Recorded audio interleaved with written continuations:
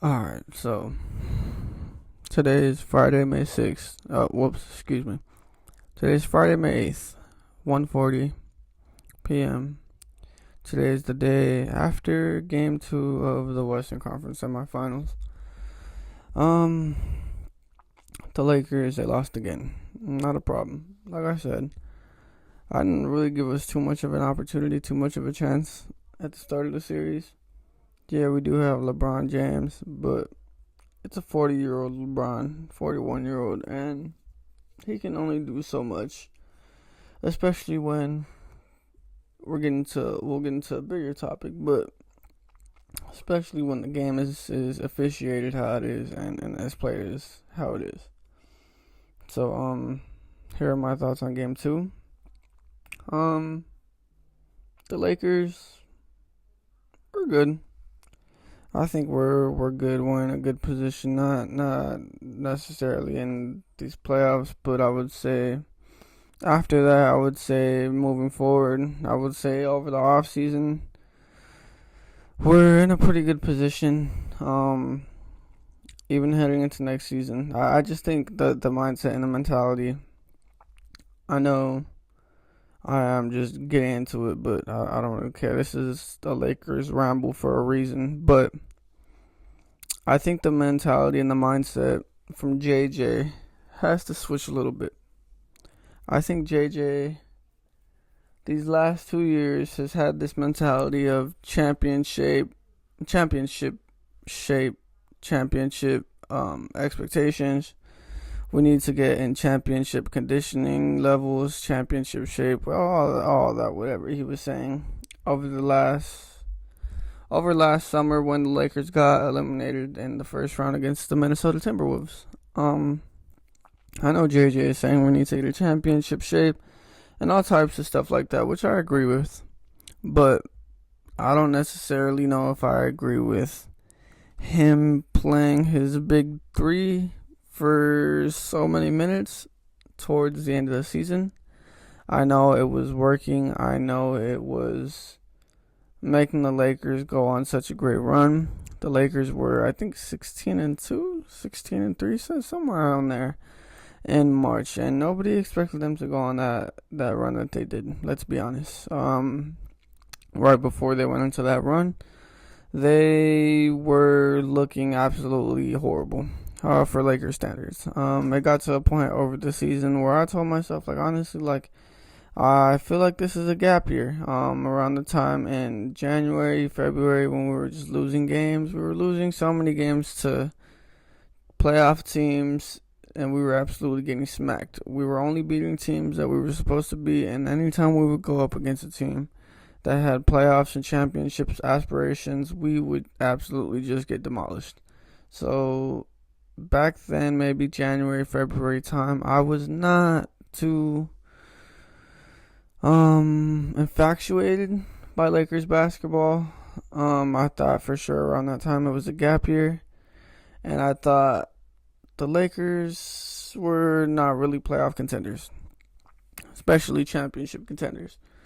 But that I think did flip completely on its head when the Lakers went on that run in March. Nobody expected them to go into that run.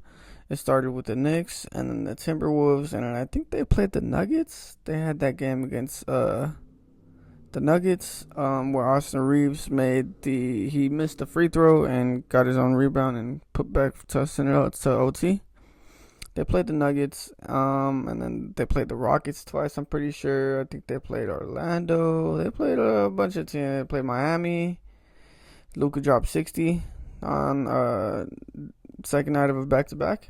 Yeah, they just went on an absolutely crazy run in March, and I think around that time, the minutes that Luka and Austin especially, but the minutes that the Lakers starters and the main players for the Lakers, the minutes that they were all playing around that time, I would say Bron, Luka, AR, and Marcus especially.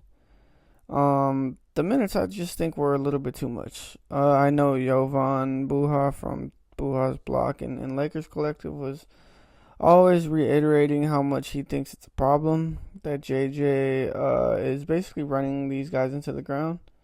And I know we're supposed to be in championship shape, but how are we supposed to even play in the playoffs if our guys are run to the ground? Luka and AR averaged I think it was second and third most minutes in the NBA after the All-Star break.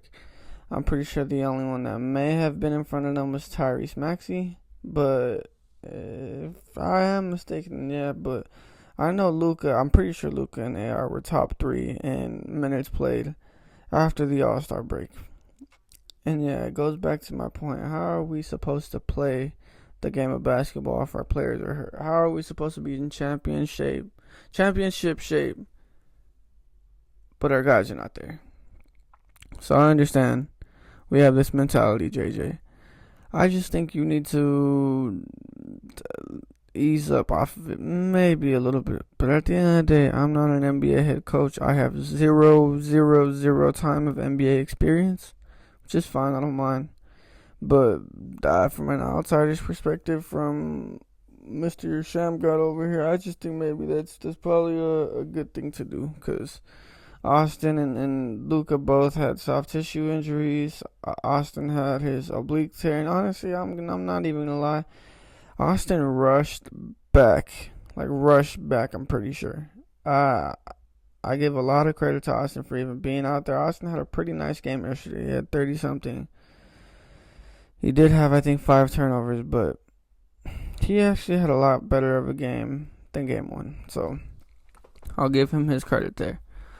But Austin had an oblique injury, and he completely rushed back to play in the playoffs. Luka, soft tissue injury. He has a partially torn hamstring. The doctor said he was supposed to be out for 8 weeks. 8 weeks. Right now, I think it's week 5. So, yeah, JJ, please, next season, I understand.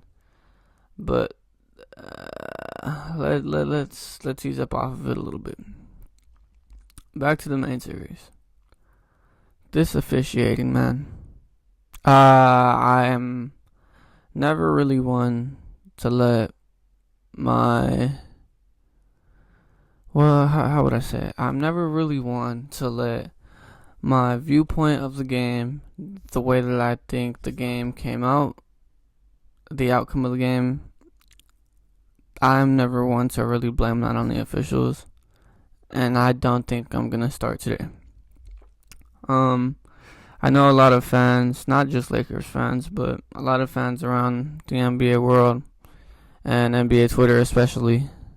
I know a lot of the fans, they're very, very upset about the way the game was officiated last night, game 2, OKC versus LA.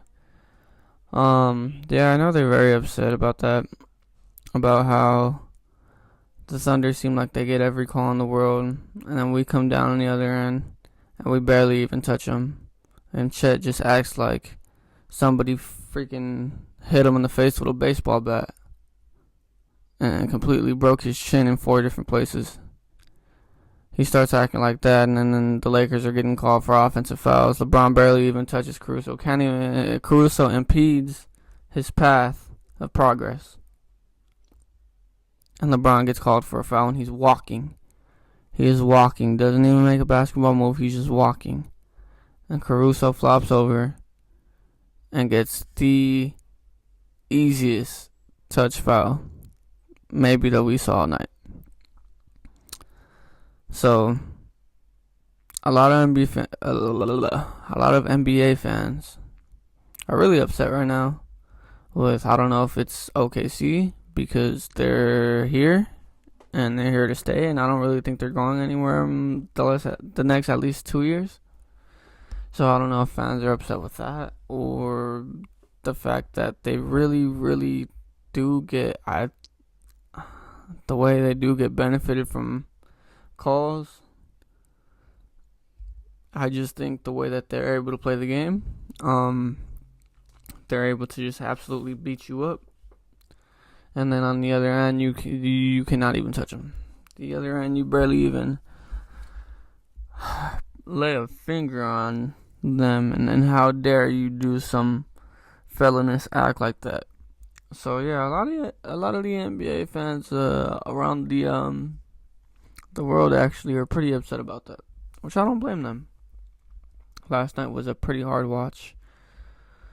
But I say that to say, like I said, I'm not gonna let that determine the outcome or the viewpoint of the game for me, in my opinion. I always try and look at it as, hey, what can we do better? And the things that I think we can do better, honestly, game plan wise, I really think JJ is hitting it on the head. I really think the coaching staff is doing a really great job. We've seen the quote-unquote MVP of the league, SGA, have 2 non-MVP type performances in the series. The only 2 games that have been played, he has not had an MVP performance in either game. I think Chet Holmgren, if we're being objective here, we have to say Chet Holmgren has been the best player in the series just because the OKC Thunder are up 2-0 compared to the Lakers. If it were me, obviously I'm not trying to let my Lakers bias intrude, but I could say LeBron has been the best player of the series. But hey, it's apples to apples. You can choose whoever. But yeah, LeBron and Chet have been the 2 best players in this series. Number 3, possibly AR. I know he had a 30-point-something game yesterday. Marcus Smart has been good defensively, but I think number 3 has probably been AJ Mitchell. And then we can get to the SGA of it. But I think AJ Mitchell has been really good in this series too. So the fact that the MVP player isn't even playing like a top 3 player in this series, I think the Lakers coaching staff and game plan, and even the Lakers players executing the game plan, I think we've done a really good job. I just I don't know if the mindset and the mindset shifts and the focus shifts. I don't know if it switches to, alright, well, I think the others are gonna beat us if we continue to let them beat us.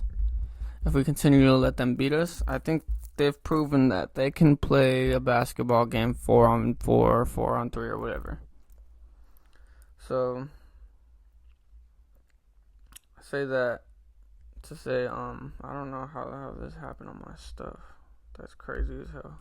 Anyways, yeah, I say that to say, I don't know if the mindset shifts to, alright, well, let's just completely let everybody else get defended and have just SGA go for 50.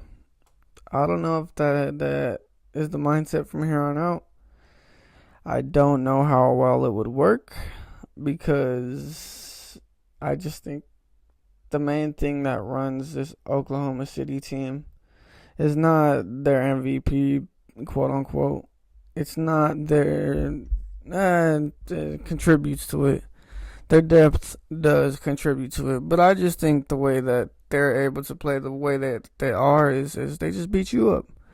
They just beat you up. They just out physical you, out muscle you, and they know the refs can't call everything. So on top of that, the acting that they do on the other side when they're playing on defense is nuts, disgusting. But yeah, they beat you up. They set the tone physically for the game, and even SGA said it too, which I don't necessarily think it should come from him, but yeah, his 2 quotes post game, I don't know if he just tries to be a cornball or whatever, but how are you after game 1 when the Lakers break your magnificent streak of scoring 20 points in a game? How are you, and they make you have 7, 8 turnovers? I just don't understand how after that game, after you having one of the worst games, if not the worst game you've had all year, I just don't understand how you can come out and say, oh yeah, that game plan was pretty simple. It didn't really seem simple to me in the moment with you, but hey, I'll digress.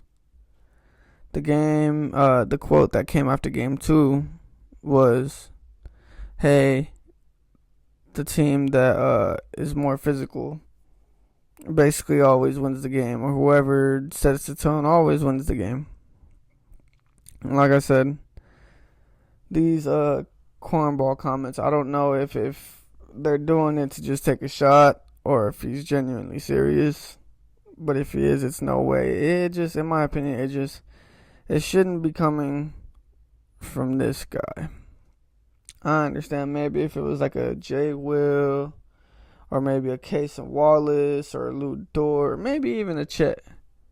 But I don't think that guy should, But once again, I'll digress. Yeah, I don't know. Like I said, I don't think the Lakers had too much of a chance when the series started. Game 1 was cute. Game 2 was cute. Game 3, I wouldn't be surprised if we lose at home in LA. But this series is pretty much over. I don't have any problem saying that. The problems that I do have, and I'll get into a little bit of a bigger point. The national media. Give me 1 second. And the national media, I'm coming for you, bro, because this is unacceptable. The national media. One thing that I just hope gets seen throughout this playoff run. I mean, I don't know about this playoff run because it wasn't really the case in the first series, but in this series, I just really hope the national media can stop with this. Oh, this guy is going to be one of the greats, one of the best of all time. This guy is for sure about to be the number 3 guard behind Jordan and Kobe. This guy is the greatest. Yeah, that analytics wise, yes, it's true. Yes, I get. We all love to see analytics and how good the numbers are and this and this and that and whatever. But bro, I just hope that the national media can really, really see that there's levels to this. I just really hope that the national media can see that if, hey, we are going to vote for an MVP, at least let's admit to the fact that it's because the team is so good. This series has genuinely changed my thought process on and my mindset on the MVP. I understand, trust me, I completely understand that team ranking, team placement, team record. I understand that that's important. But to say all these guys on this team deserve all these awards just because their team is really good, I think it's just bullshit. I genuinely think it's bullshit. I understand that Shea was the best player on the best team in the NBA over the season. But when we look back, years after years later, decades later, I'm pretty sure, I don't know, I wasn't even 10 in the 2000s. I was born in 2001. I'm pretty sure a lot of people still go back and look at the MVP list in those years, especially in the 2000s, when Steve Nash won the 2 MVPs over Kobe Bryant, Tim Duncan, Dirk, KG, Shaq, all these great players. And I understand, like I said, it was his team. He had the best record. They integrated this new 7 seconds or less offense into the NBA that we've never seen before. Whatever. But I absolutely hate this oh look, new shiny toy mindset that we have. Not we, because I'm not national media at all. But I hate this new shiny toy mindset that people have. Um, and if that's the case, screw it. Let's just make 2 different awards then. Let's make a regular season MVP and a playoff MVP. Because I genuinely think we need to differentiate, and I genuinely think we need to what is the word to say? I would say isolate, but nah. I just think we need to differentiate the differences. There's a difference between Nikola Jokic and SGA. I understand Jokic went out in the first round of the playoffs, but we all know there's a difference between Jokic and SGA. If Jokic's team had actually, and basically my point, I don't know if any of y'all can see where I'm going because I'm a fucking Lakers fan. But basically, if Luka's healthy, bro, this is not happening. And we could see there's levels to this. And Luka would probably be number 1 in the playoff MVP rankings. But I just do not like how the national media puts SGA on a pedestal over everybody else in the NBA and acts like this man is just God at sometimes. Nikola Jokic, I understand. Because there's nobody in the NBA that can guard Nikola Jokic. I mean, Rudy Gobert made his life look horrible this year. Or this playoffs. But I think a lot of us do remember that injury that happened around New Year's to Nikola Jokic where he rolled his ankle or something on, I think it was one of his teammates actually. But yeah, it happened in Miami, I'm pretty sure. But I'm pretty sure we all looked at that as maybe that's bothering Nikola Jokic. Maybe he's getting up there, I guess. I just got a Golden State Steve Kerr notification. Yeah, what was I saying? Yeah. I don't know. Hold on. Oh yeah, I was talking about Nikola Jokic's injury. But yeah, I say all that to say. I just don't think, I don't like the fact how SGA does not have a good 2 games in a row. And AJ Mitchell is basically out there being SGA. And I don't think he's doing too bad of a job at it either. You can clearly see AJ Mitchell's holding his own. You can clearly see, yes, because AJ Mitchell isn't getting the type of defensive coverages and everything. Obviously, he's able to be a lot more of AJ Mitchell than being a double team perimeter player. But you can see a lot of, I just don't think SGA has any special qualities, has any special abilities, I would say. You see that when a team can dial in on him in the playoffs, he doesn't look the best. So I think this is my pettiness that's sort of ending this stuff here. But yeah, Luka over SGA any day, Jokic over SGA any day. Stop discrediting these phenomenal basketball players just because the team over there is so nice. What Nick Nurse say? They're not special. They foul too. They're not perfect. Yeah, national media, do better. Pick Nikola Jokic or Luka. Pick a guy that can actually make one player ahead of the defense. Please. It really shows a difference. But Lakers probably losing this first round, which is fine. It's cool. I'll see what happens after game 3. Love y'all.